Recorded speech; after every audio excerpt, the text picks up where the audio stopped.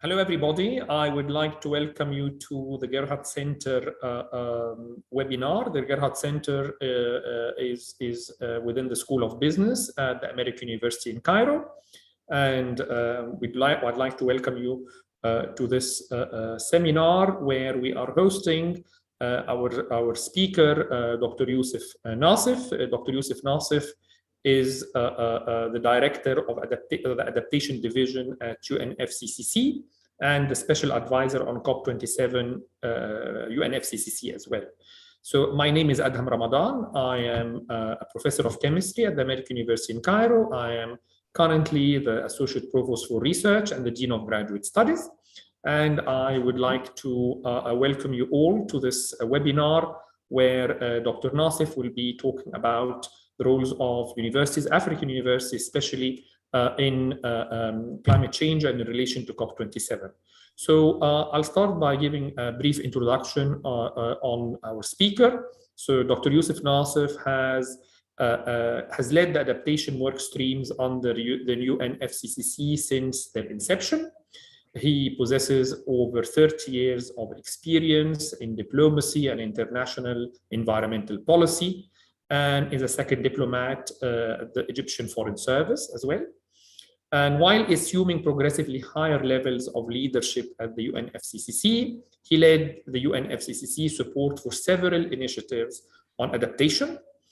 These include the inception and support for national adaptation programs of action and national adaptation plans, the Nairobi Work Program, which is an international knowledge hub for impact, vulnerability, and adaptation, and also the Warsaw International Mechanism for Loss and Damage. He recently created the Resilience Frontiers Initiative, which applies foresight for attaining post-2030 resilience. And Dr.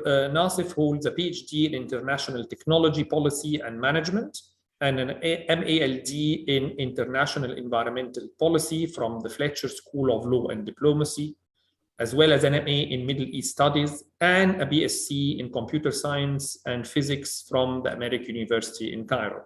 So he's an alumnus from AUC. So Dr. Youssef, we welcome you to the webinar. We're very pleased that you are able to be with us today and talk to us about the role of African universities in relation to climate change. The floor is yours. Thank you so much. Thank you, Dr. Adham. It's always such a pleasure to be back in my alma mater at AUC. And just to give sort of a complementary piece of information on the background that you provided, I think my interest in sustainability and in climate change started at AUC, where I worked at the Desert Development Center in Sadat City for a while. So I went there and got really interested in renewables and in sustainable agriculture, etc.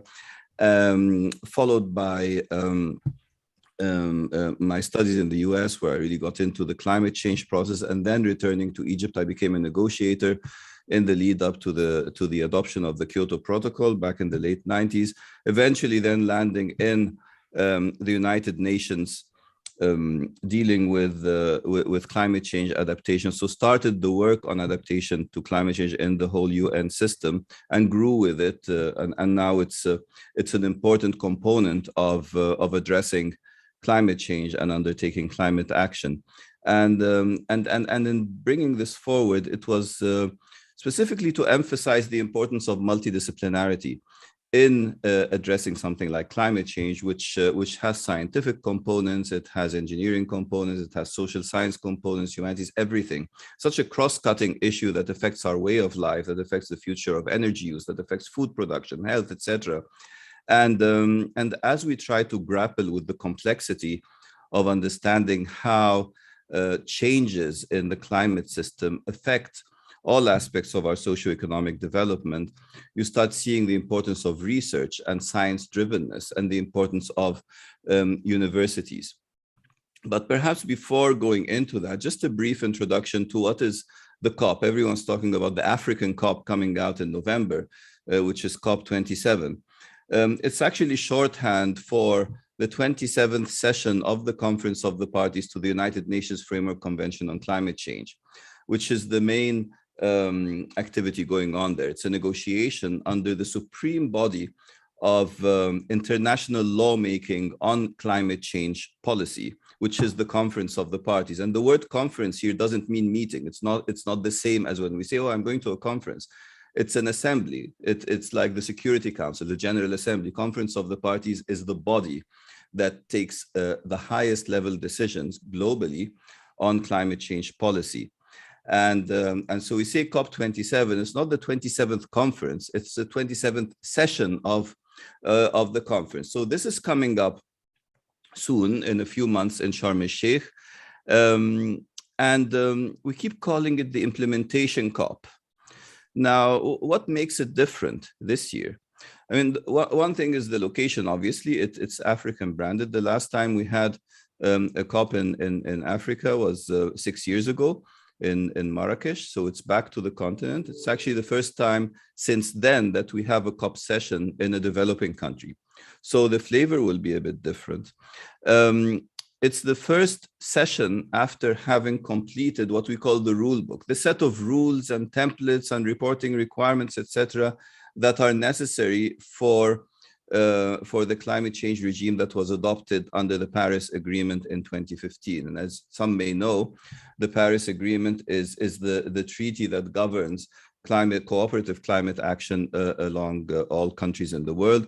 It set a goal to reduce future warming or set a limit to future global warming to 1.5 degrees or well below 2 degrees.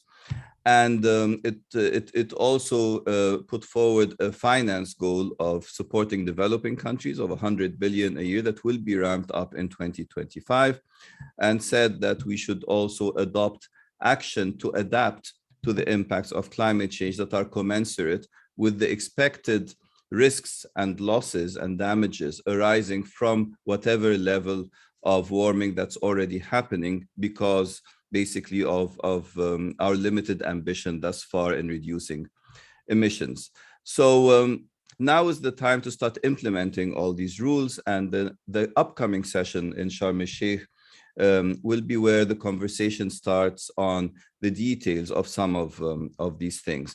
And there will be a special orientation to Africa. It's an African COP, that's how it's being branded. And the priorities for Africa are mainly those of finance, how to make sure that countries are enabled to undertake both actions to make the energy transition that's needed away from fossil fuels and towards renewables, but also to adapt to the adverse effects of climate change, whether it's relating to water shortages or too much water, floods, or extreme temperatures, or tropical storms, or sea level rise. So there are many impacts that we're starting to be cognizant of, and indeed many actions that need to already be taken through policy, and those need support, both technical and financial. So these are some of the things that surround the upcoming negotiations. The area of adaptation in particular is very important to Africa. And just to describe very quickly the nature of this legal regime that we operate in, the Paris Agreement, it's what we call a pledge and review system. There's no formula for burden sharing, who should do what, or if you're a big producer of greenhouse gases, you should reduce them by a larger amount than others. No, there's a global goal, which is to make sure that warming is limited to a certain level. The treaty says well below 2 degrees and preferably 1.5 degrees, so don't go beyond that by 2100. And that each country should pledge its action towards that to the extent that it can contribute. And every 5 years, we come together through something called the global stocktake. The world gives itself a report card as to how well it is doing collectively. So there's no finger pointing to see how much we are moving towards that goal. So the first global stocktake is actually taking place now and will end at the end of next year. So the Sharm el-Sheikh COP session will come in the middle of the deliberations on this first global stocktake. And we will know by then how optimistic we should be as to whether we're solving the climate change problem or not. So that will be a big thing.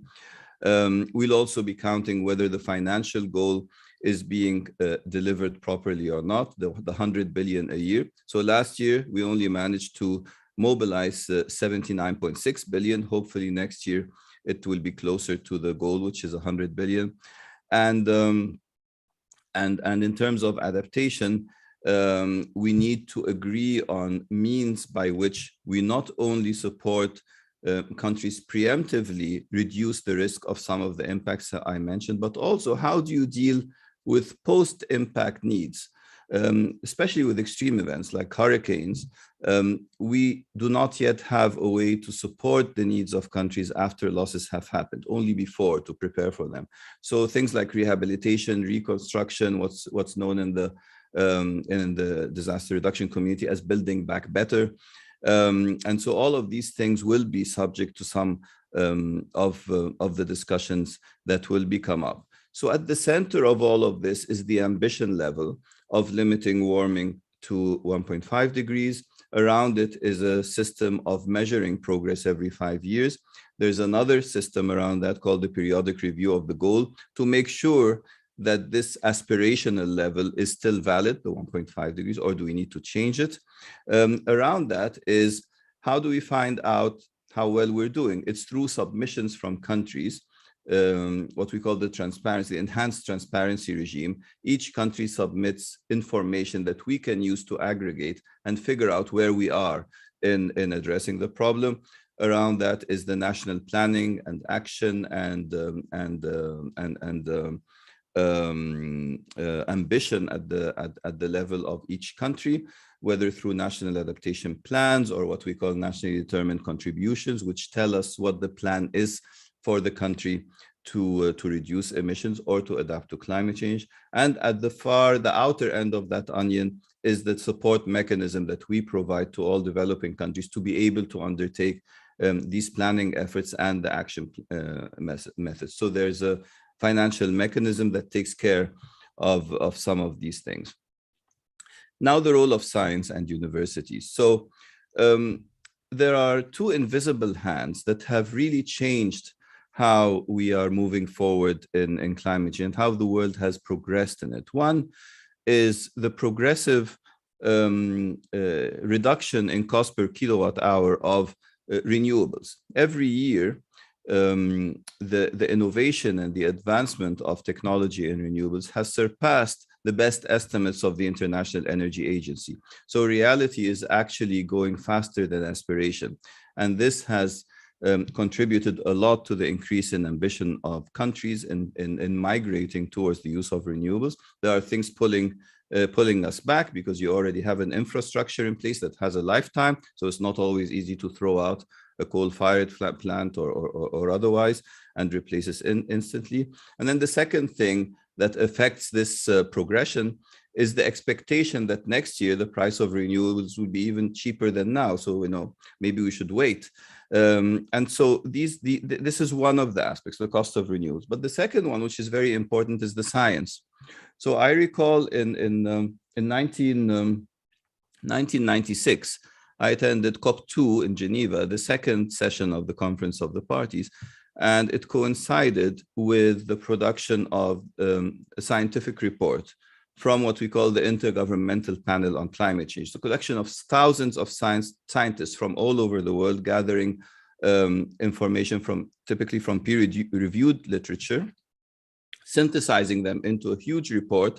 And the message, the very carefully crafted message in that report back in 1996 was something like the balance of evidence suggests a discernible human influence on the global climate.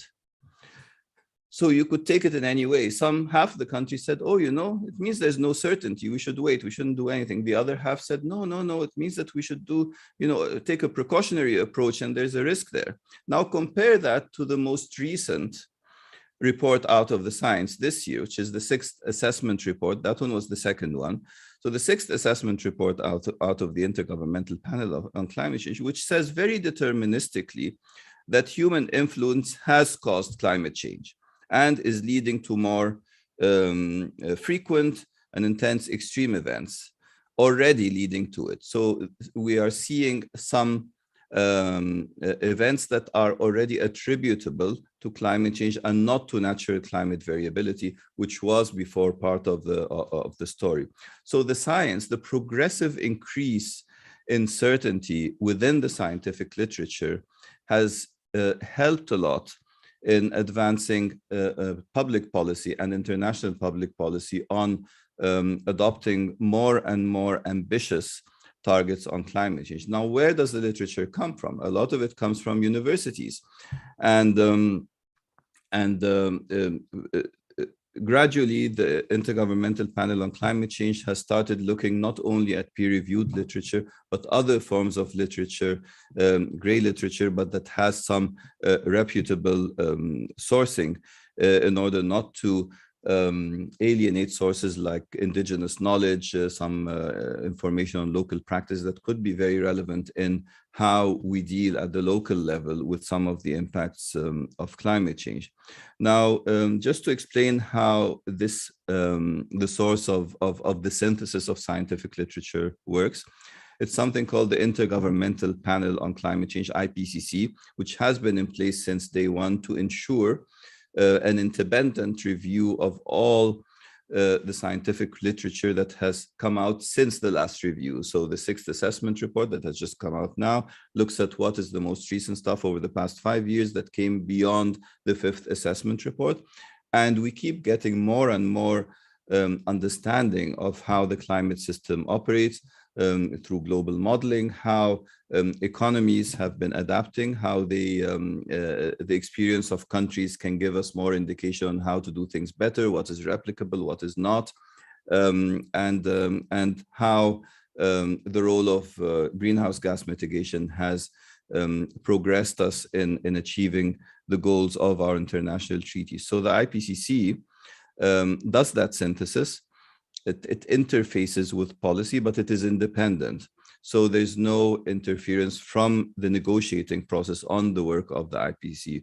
Although countries are represented in the final plenary adopting the report in agreeing on the content, and they can give comments from their perspective on some of the things coming out, but then the authors have the authority of adopting these changes or not. And so there's a very rigorous process to advance the science on climate change, and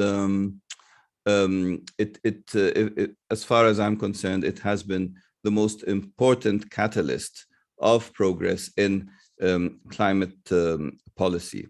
Now, on universities, I see 3 particular areas where there's a strong relevance to advancing climate action.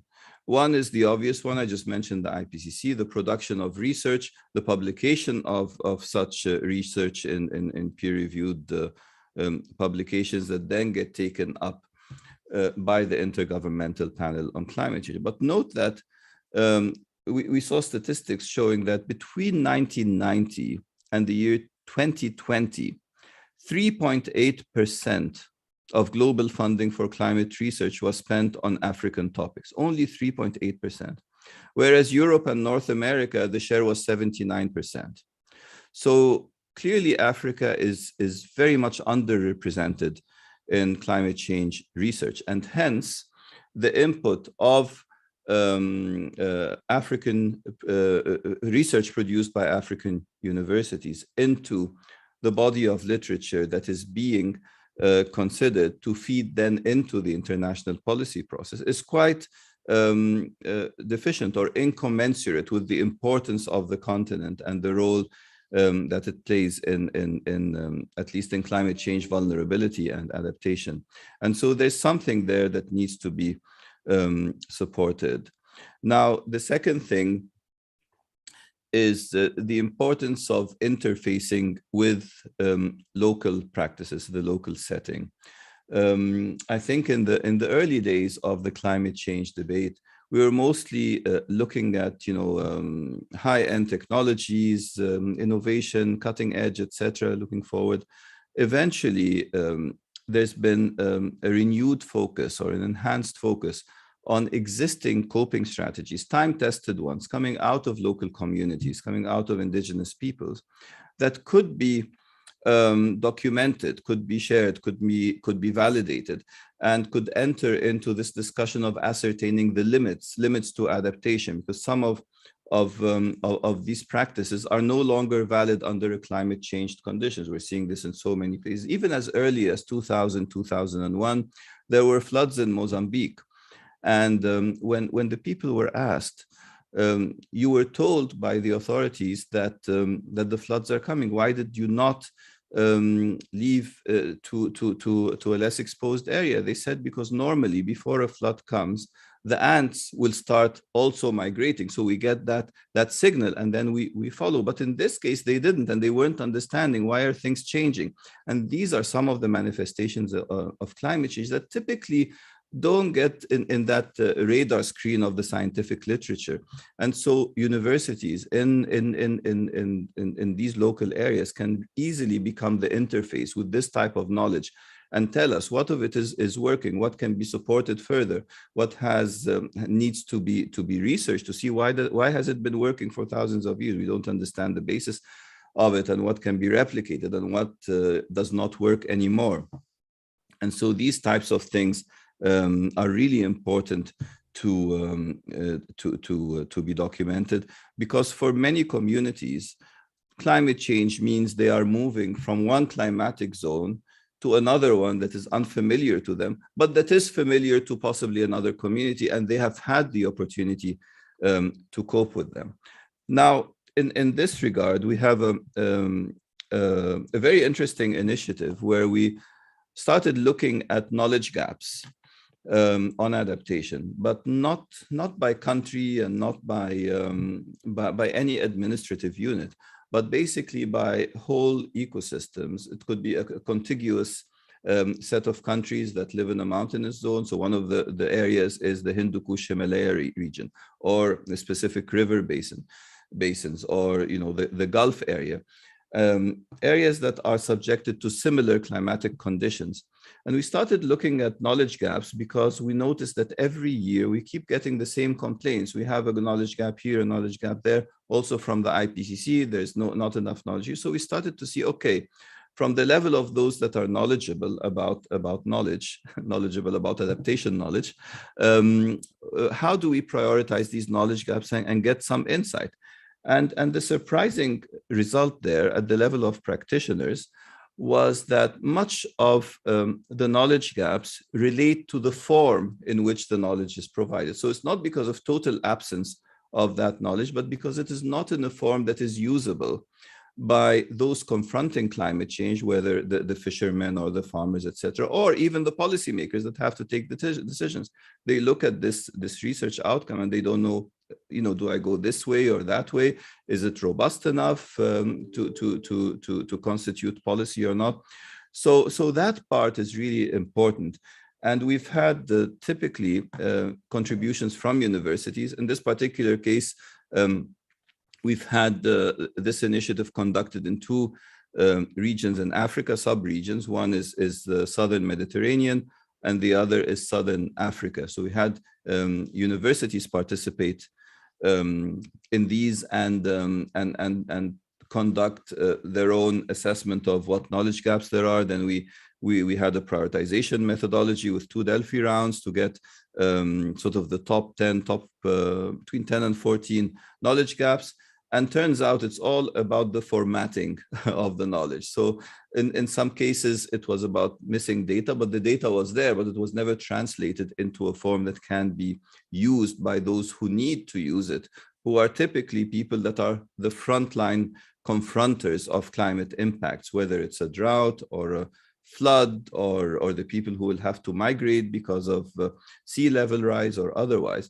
And so that's another role, I think, for universities, especially universities that are close to a local context, that are plugged into the policy process within their own community, within the city or the neighborhood even that they're working in.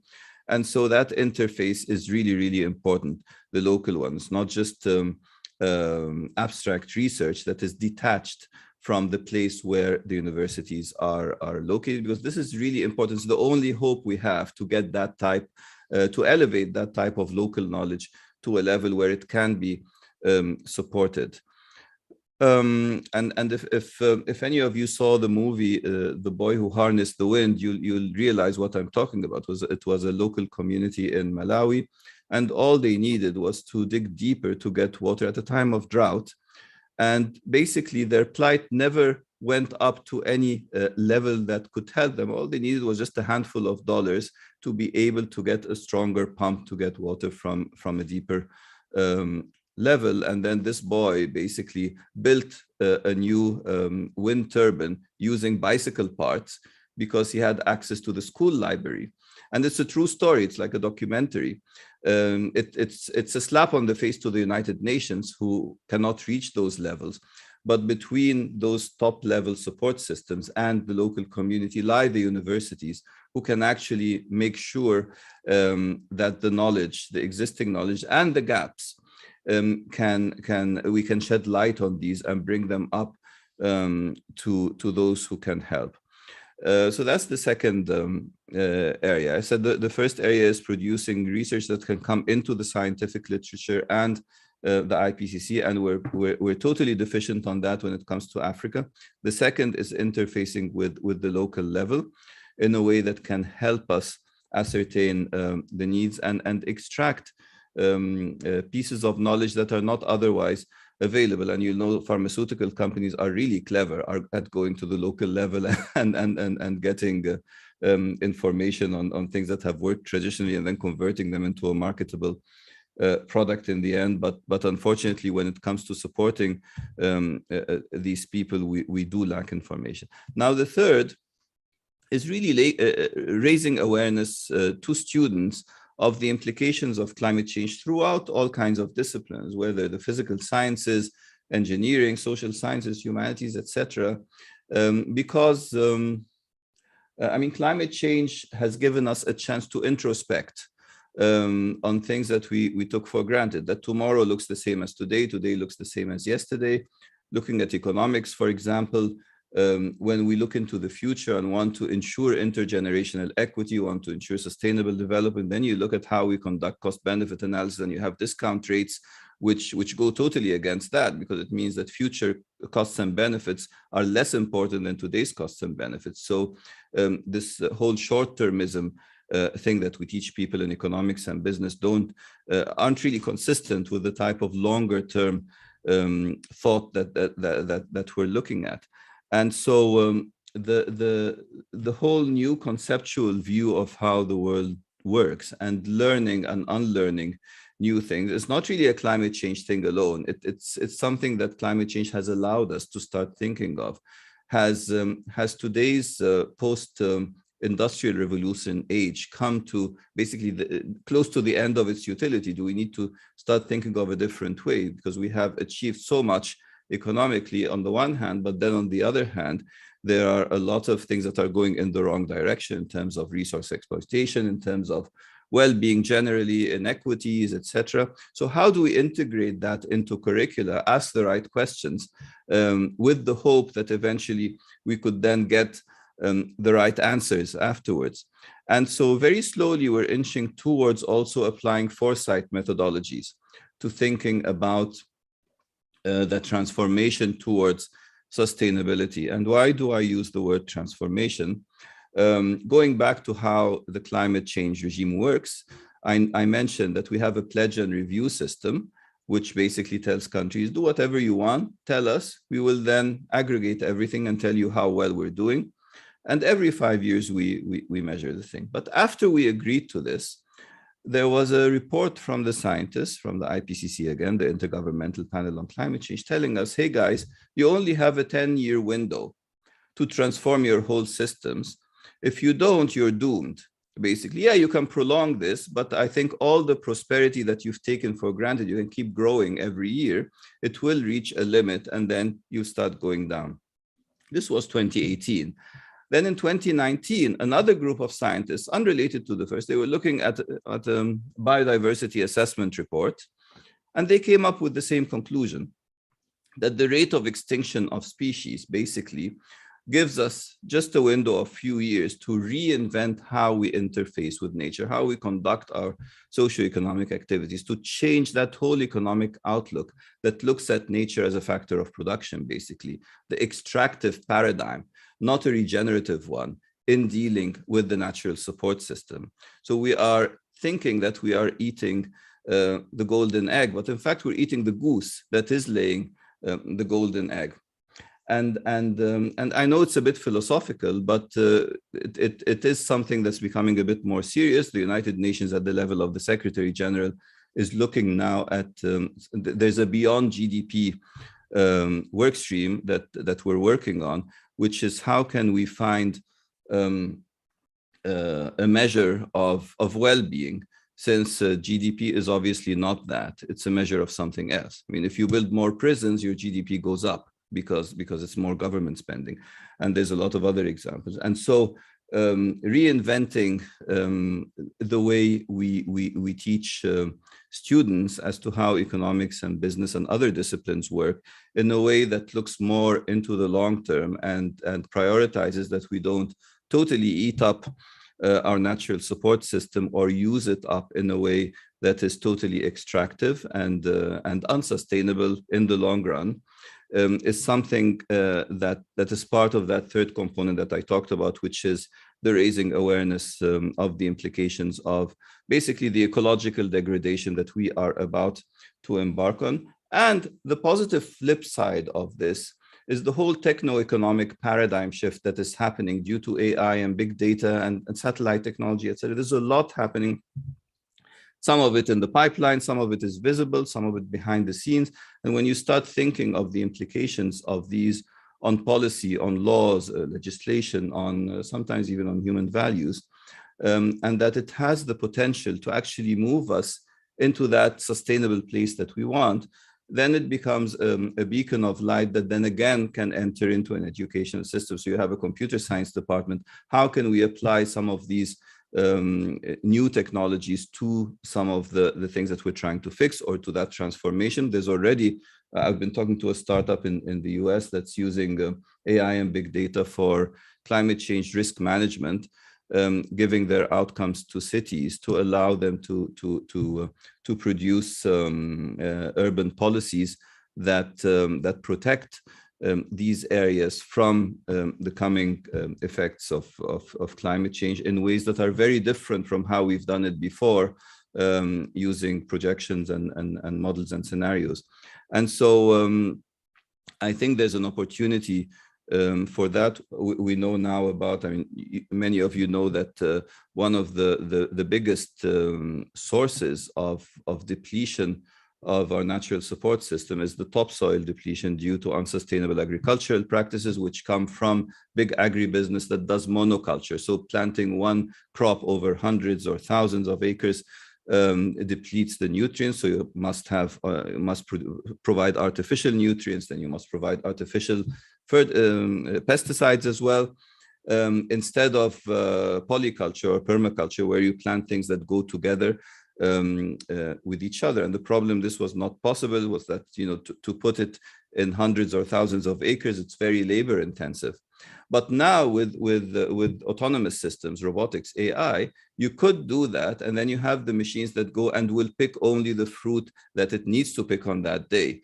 So there's opportunities now with the transformation into this new technological area to actually find new pockets of profitability while doing good. So finding that sweet spot where we can retain prosperity, perhaps even retain growth, but at the same time nurture our natural support system and ensure that we're not degrading the climate system, not degrading your soils, not degrading your environment, is where we need to go with our educational systems, with our research. And it's very context specific. That's the problem. So if it's being done in Europe, it's being done in the US, it doesn't mean that we can easily take that and apply it in Africa, because a lot of the stuff we're talking about needs sort of localized thinking, localized research. and then we can take the technologies and apply it in whatever mode that is appropriate to that culture and to that mode of agriculture, farming, taking into account all local practices and values, etc. So those are the areas where I thought we need to nurture the participation of African universities. I mean, we do. Fortunately, I mean, there are some countries that are engaged. Notably, I would mention Egypt. I would mention South Africa and Uganda. Makerere University is very much into climate change. We need to build bridges between these educational institutions, I believe, and the upcoming COP session will be an opportunity for that. So under UNFCCC, we have a universities network with membership increasing, including from Egypt, where we try to catalyze research in these universities, graduate students, to produce research that answers policy questions that are being already asked. And then we showcase these within our sessions. So it's a win-win thing. We have the Knowledge Gap Initiative, we call it the Lima Adaptation Knowledge Initiatives, where we engage with universities to actually go in depth with the knowledge gaps and then propose remedial action, producing certain products coming out that would be usable at the level of those who have to face climate change. So there are opportunities, we can help with that. The upcoming COP session will showcase as much as it can the context of the African continent, including on education as well as everything else that is a priority for the continent, but especially in terms of the vulnerability of Africa to the adverse effects of climate change. And as you know, Africa holds the lion's share of also least developed countries, and it has a few small island states within it. So it's a mix of a lot of different circumstances, but the underlying common theme when it comes to climate change is the whole continent is vulnerable in very different ways, whether it's sea level rise, whether it's droughts, whether it's floods, and then secondary impacts on health, the spread of more malaria, dengue, yellow fever, food security issues. It's just pervasive, and a lot more research is needed there, because the research will end up in the report that synthesizes this research that then feeds into the policy process, and decisions get taken as a result in the form of basically international law. So I think I can stop here, and happy to answer any questions or receive any guidance from you or ideas. I think you're muted. Thank you very much, Dr. Nassef. That was a very interesting insight on of course, the framework within which, or the context within which COP and all the discussions within COP work. Also, the role of universities in that process, and your insights on what roles African universities can play in that process. So I invite attendees to ask any questions. If you raise your hand, your name will pop up, and you can then ask your question. I do ask, I'm sort of presenting my excuses in advance in case I do not pronounce the names accurately. So the floor is open for questions. I mean, I have a couple of questions, so maybe I'll start by just warming up the conversation by asking you a question on the second component, or the component where universities in Africa could play a very useful role in linking policy decision makers or policy developers with local knowledge.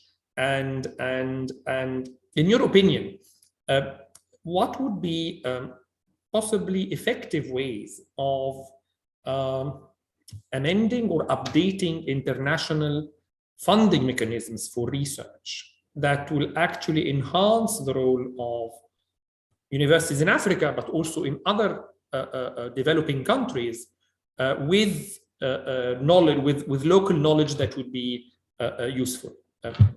Any insights on that?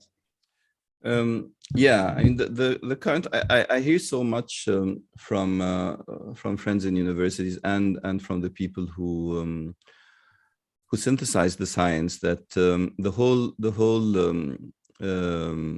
context of grant making to universities has a supply driven aspect to it that often misses where the demand is, and there is I think it's incumbent on us as United Nations to provide these incentives.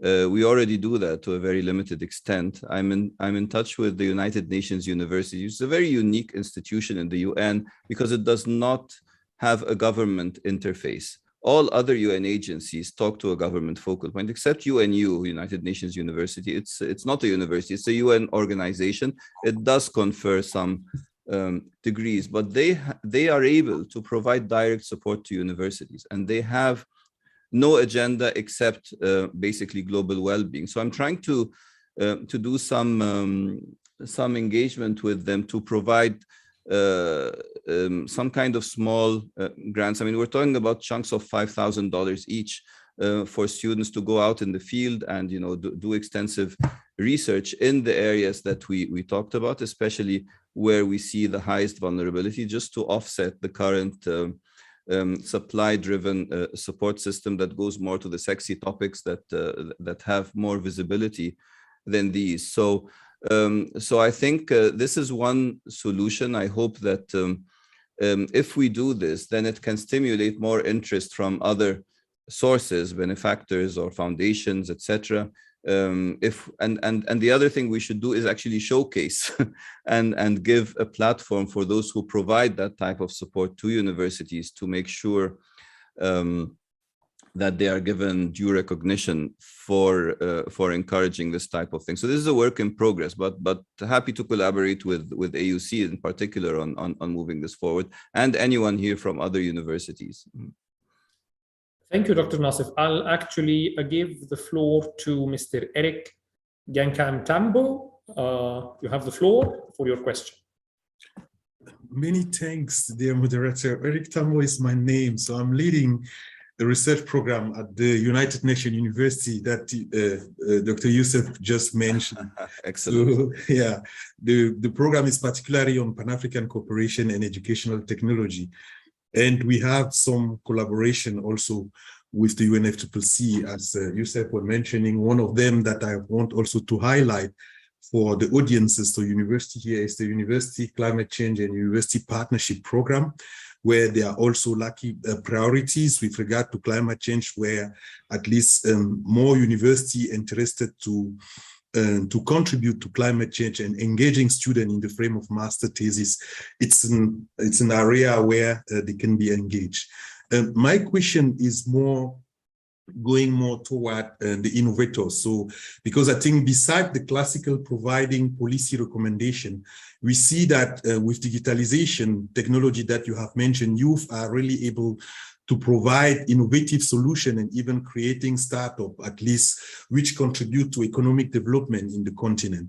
So how far more from the entrepreneurial perspective, so students could also be engaged into this debate, so that maybe with innovative solution, how far, for example, they could create startup in the area of climate change mitigation using the climate fund, the carbon emission funds that is available, so at least to finance. So do you have maybe beyond the classical faculty, at least program which are targeting youth, which are more interested on entrepreneurship? So are you also thinking on engaging this youth in action, so into this debate? So, and which section maybe at the UNFCCC is in charge of that, so that we can follow up with them? Many thanks.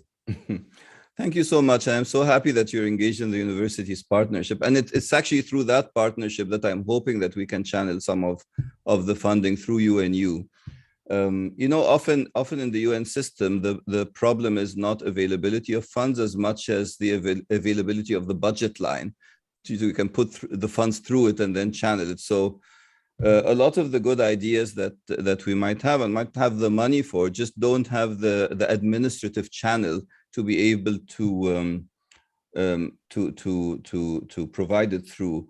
And UNU is an amazing partner in this because, like I said, they're different from the rest of the UN system, so they can open up this synergy. We have another program there which is very useful for students, and let me pitch it here as well, which is a fellowship, an early career fellowship I started with UNU EHS, which is the Institute for Environment and Human Security of UNU, where we provide the youth with the opportunity to come work with us for up to 2 years as a fellow. And I mean, typically it prioritizes women from least developed countries and from other developing countries.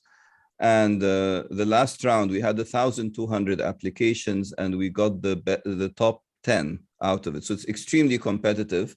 But there's the one criterion is that you cannot have more than 3 years work experience to apply to this. So it's intended to open the door for those, because it's a chicken and egg thing. You want a job, they tell you where's your experience, but how will you get the experience without the job? So this is how we're trying to sort of solve the imbalance, gender and geographic imbalance. Also in conjunction with UNU, and it's relevant for universities here because we're trying to maximize participation from graduates of African universities.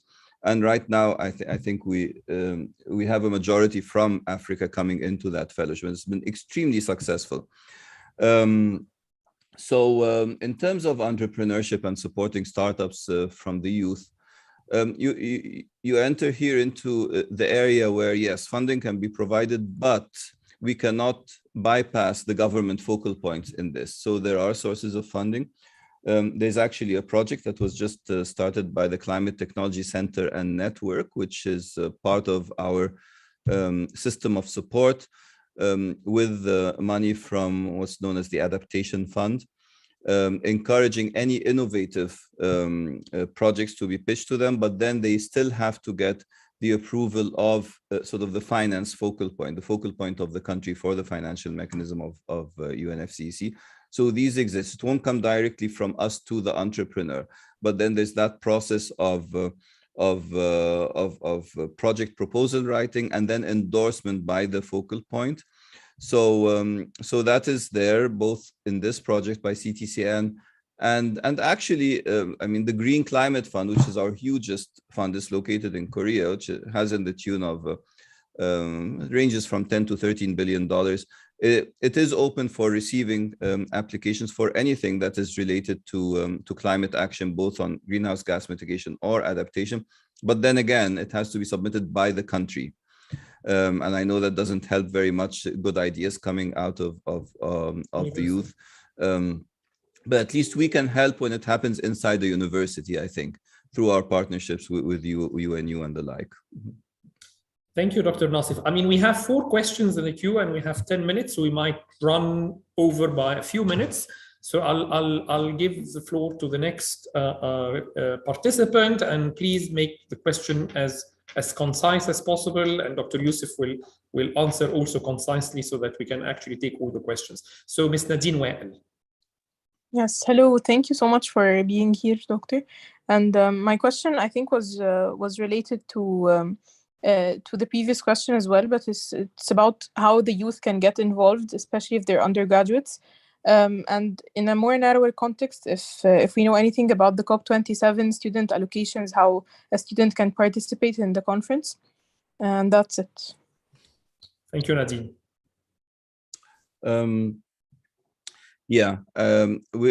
We're trying with this universities network to actually focus more on universities in the host country this year, and we already have 3 at least that have joined, and we'll try to make sure that in the COP, those that have become partners there will be given an opportunity to participate.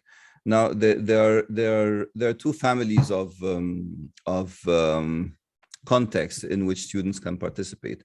One is through the UN, because we're the organizers of this session, and so we will have specific themes in which Depending on the expertise of the students, they might be invited to be part of this.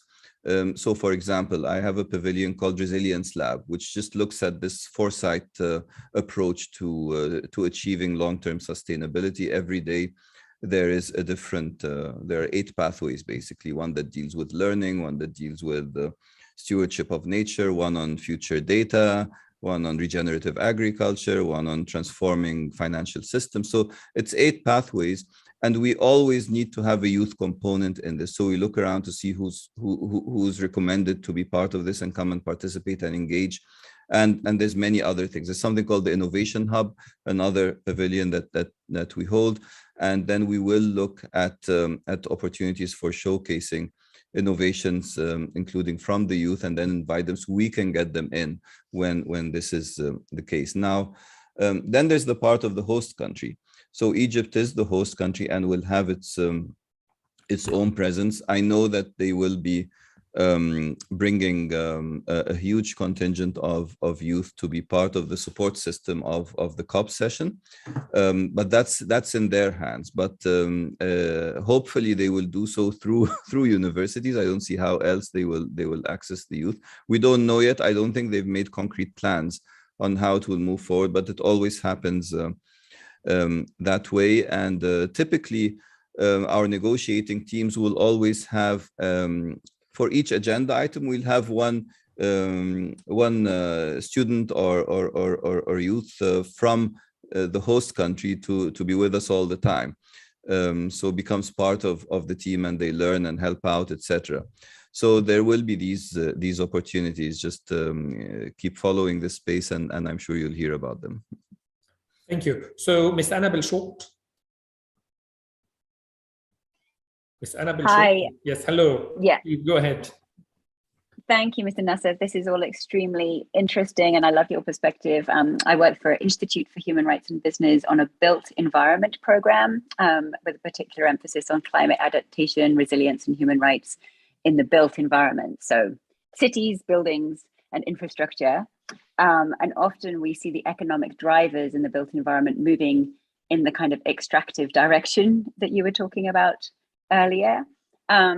What do you see within the region as some of the main changes that you would like to see in areas of urban planning, architecture, engineering, and construction, and any glimmers of hope there?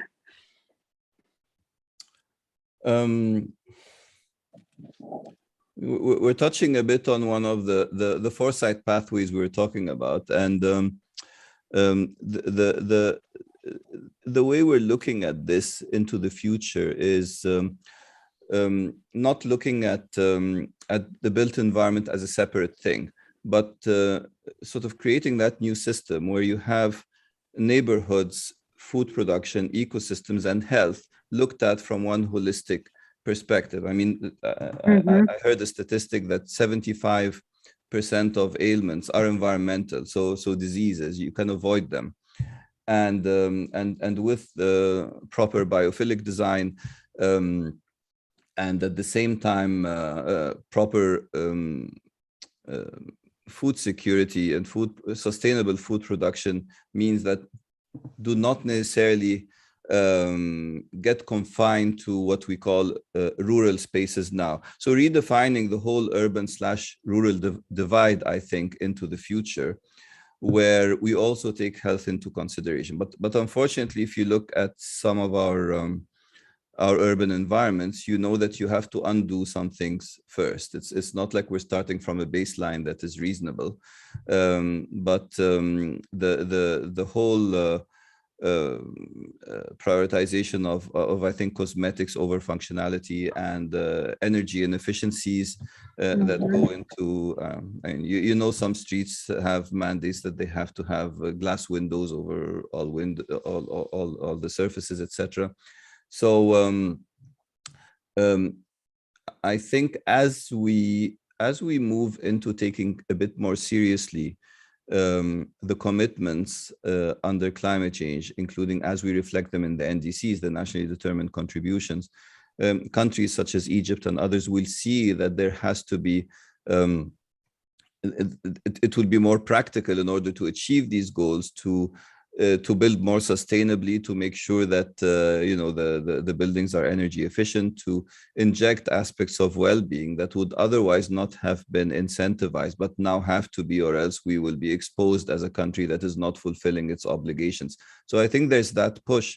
But then again, we go back to education and whether people are being delivered this message properly in educational environments or not.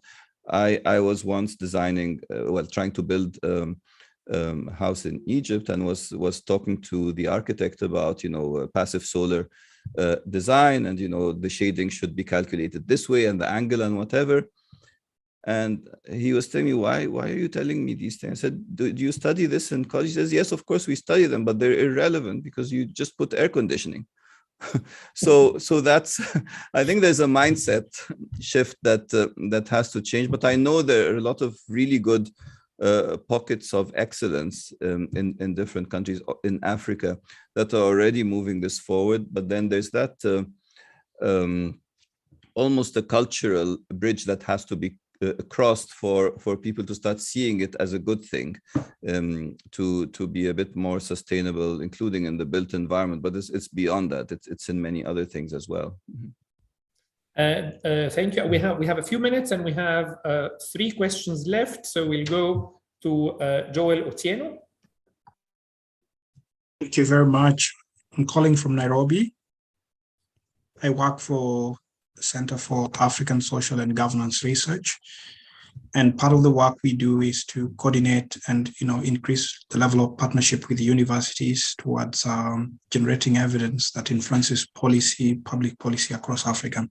And of course, climate change is one very important aspect when we talk about Africa and public policy.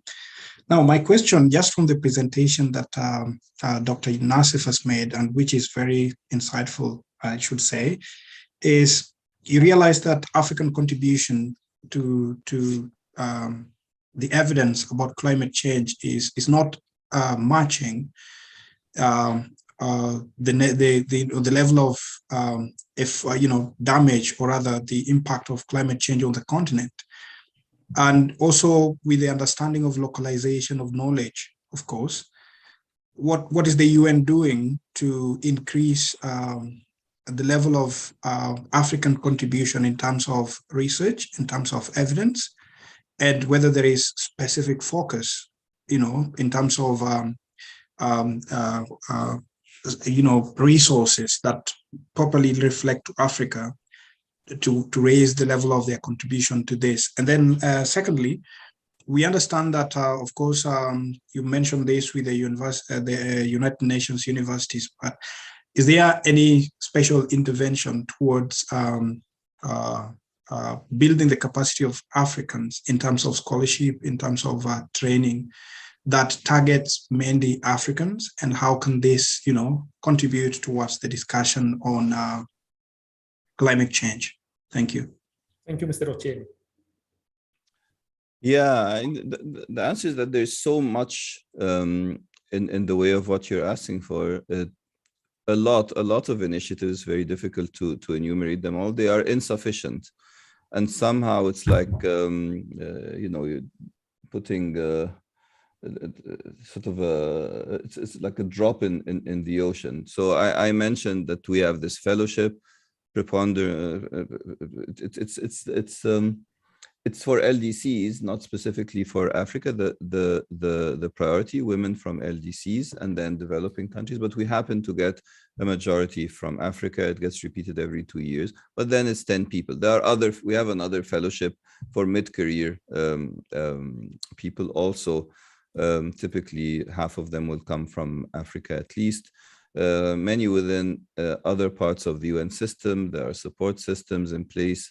The Green Climate Fund, the one that I said has around $10 billion, has as a priority to support least developed countries, small island states, and Africa. So everywhere you have a mandate, there will be some kind of a priority given to Africa, whether in the education field or anywhere else. But still, I see that I don't know if it's just a misalignment of all of these things, there's no coordination, or it's just insufficient. But we all try to do our job to enhance this type of support. If there are any pockets where you feel it would be very effective for us to put more, then definitely let us know. You're in Nairobi, you have so many headquarters of UN agencies there. There's UNEP, there's Habitat, there's others, and they, by virtue of their location in Nairobi, they do give also a priority to Africa. There's the UNEP Regional Office for Africa there that gives a lot of support. But like I said, then you watch a movie like the Boy Who Harnessed the Wind, and you realize that we're not reaching, not just not reaching everyone, but in some cases not reaching the most important people you're supposed to reach. We're reaching the most visible to us. So I certainly confess to that deficiency, and to perhaps not being able to identify what's the best way to address it. So I'm open to any advice from your side, and I can certainly push things from my side. Thank you. So Dr. George Marquis. Thank you, Adham, and thank you, Dr. Nassef. I'm calling from Lisbon, Portugal, where I work as an international education consultant, but as the former Dean of Students at AUC, I have a particular interest in students in the Egyptian context as well as the African context. And my question is about the skills that, according to everything you've said, particularly the third point you made under nurturing universities about disciplines, the public and private sectors in the African countries obviously are going to have a need for specific skill sets from students in the near future, let's say in 5 years. You mentioned a number of things around economics, artificial intelligence, computer science, agribusiness, types of data modeling, big data, et cetera. If you were talking to a group of 16-year-olds right now at a university on the African continent, in directing their education toward the very employable opportunities in the near future?